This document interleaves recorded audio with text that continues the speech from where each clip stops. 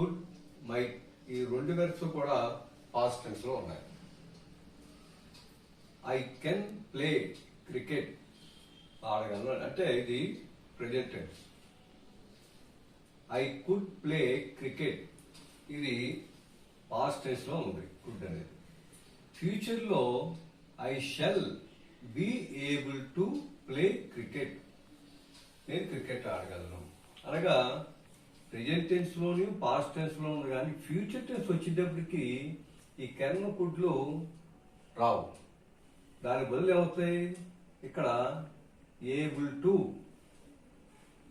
అంటే I shall be able to play cricket అని future tense లో రాయాలి. ఇది ఈ యొక్క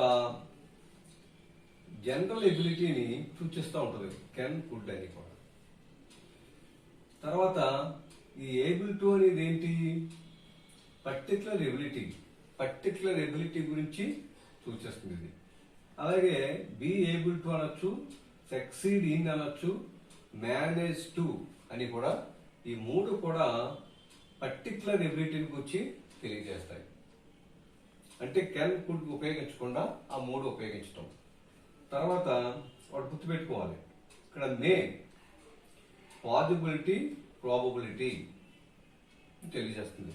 తర్వాత might less possibility probability, must strong possibility probability. అంటే ఏంటి, ఇక్కడ మే అంటే ఇక్కడ చేయొచ్చు, అవ్వచ్చు, ఆ సందర్భంలో దాన్ని ఉపయోగించడం జరుగుతుంది. ఇక్కడ మైట్ అంటే అవ్వచ్చు, అవ్వకపోవచ్చు అని దాని రెండు అర్థాలు సూచించడానికి మైట్ అనేది యూజ్ చేస్తారు. తర్వాత మస్ట్ స్ట్రాంగ్ పాజిబిలిటీ అంటే ఇది ఖచ్చితంగా చేయాలనే దాని గురించి. అనగా ఈ మే కమ్ అతను రావచ్చు, తర్వాత ఈ మైట్ కమ్ అతను రావచ్చు రాకపోవచ్చు, ఈ మస్ట్ బి కమింగ్ అతను తప్పకుండా వస్తాడు అనే దాని నుంచి ఈ వెర్బ్స్ ని యూజ్ చేయడం జరుగుతుంది.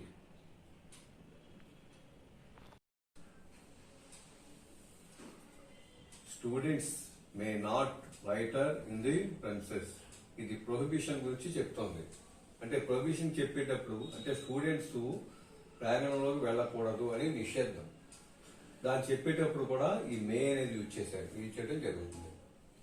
తర్వాత ఈ బ్లెస్సింగ్స్ చెప్పేటప్పుడు కూడా మే గాడ్ బ్లెస్ యూ ఏమంటారంటే బెనిడిక్షన్స్ అంటారు. తర్వాత he will come to help me, he will come that he may help me, he that he మే అనేది ఇక్కడ మే ఉపయోగించి కూడా మనం ఎలా రాయొచ్చు. అలాగా ఈ will come that he may help మీ అని రాయొచ్చు. తర్వాత మస్ట్ ని ఉపయోగించేది, ఈ మస్ట్ అనేది డ్యూటీ ఆర్ ఆబ్లిగేషన్ గురించి తెలియజేస్తూ ఉంటుంది.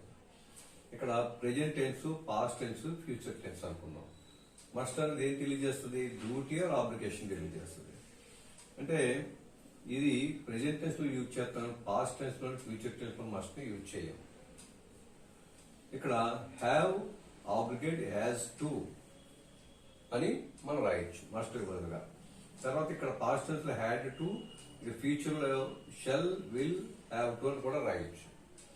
అయితే ఐ మస్ట్ గో, ఇది మస్ట్ అనేది ఆబ్లికేషన్. ఇది అంటే పర్సనల్ అప్లికేషన్ చెప్పినప్పుడు యూజ్ చేస్తాం.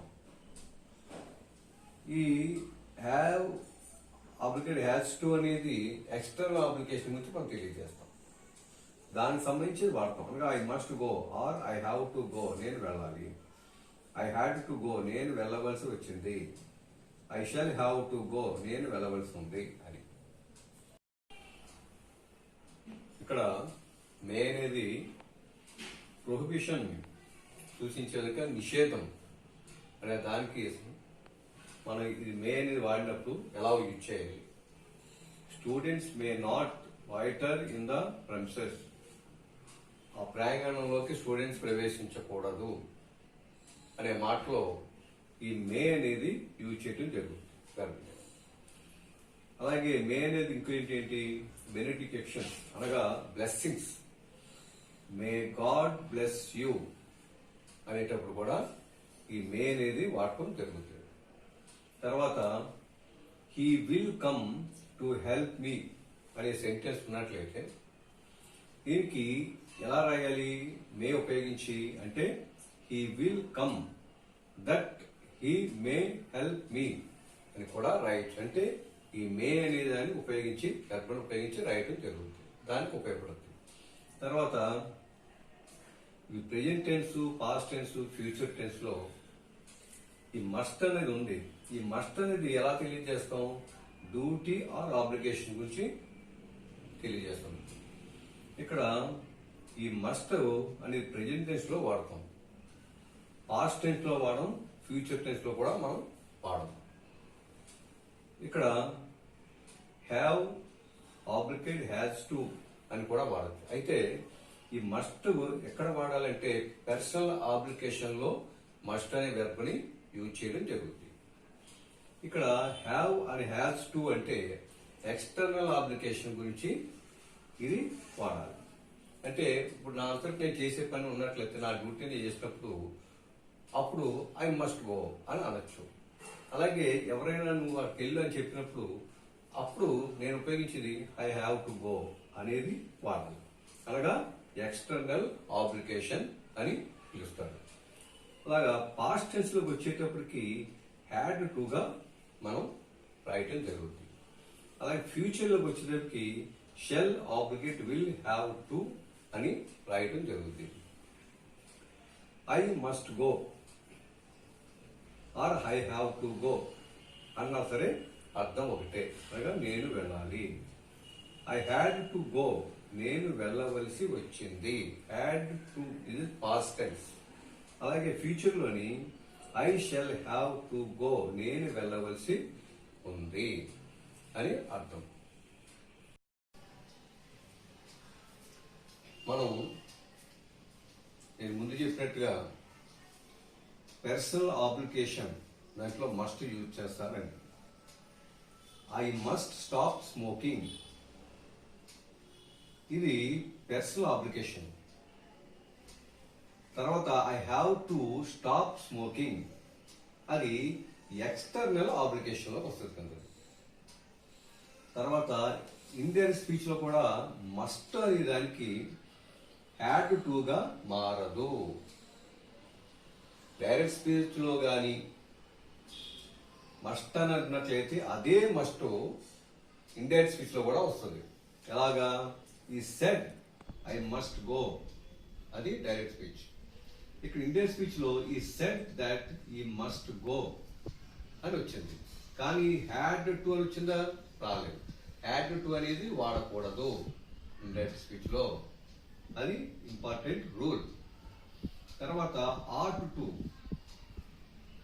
ఈ ఆట్ టు అనేటటువంటి ఇన్ఫినిటివ్ తో కలిసి వస్తుంది ఆట్ టు అనేది. అనగా ఈ మస్ట్ అనే దానికి ఆట్ టు అనేది ఒకే రకమైన అర్థం వస్తుంది. ఇది కూడా ఆబ్లిగేషన్, డ్యూటీ గురించి తెలియజేస్తుంది.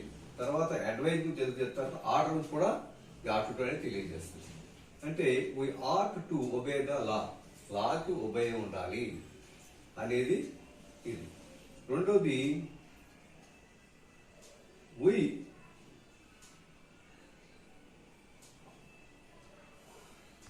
అంటే ది గీ రాసావు, సరే చెప్తాను నేను.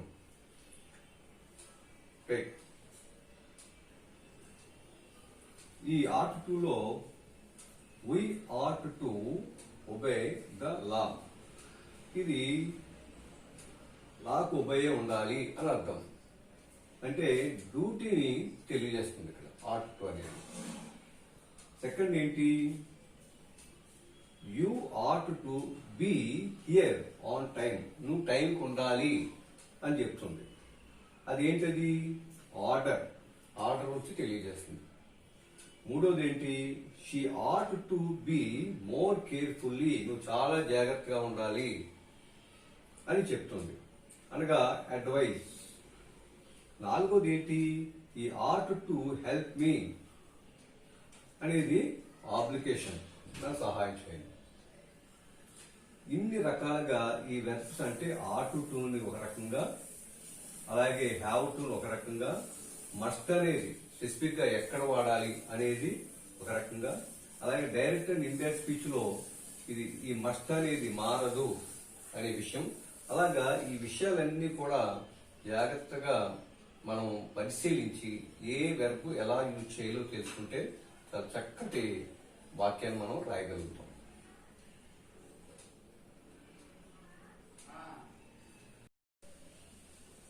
తర్వాత క్లాసులో మరి కొన్ని వెర్బ్స్ గురించి మనం నేర్చుకుందాం.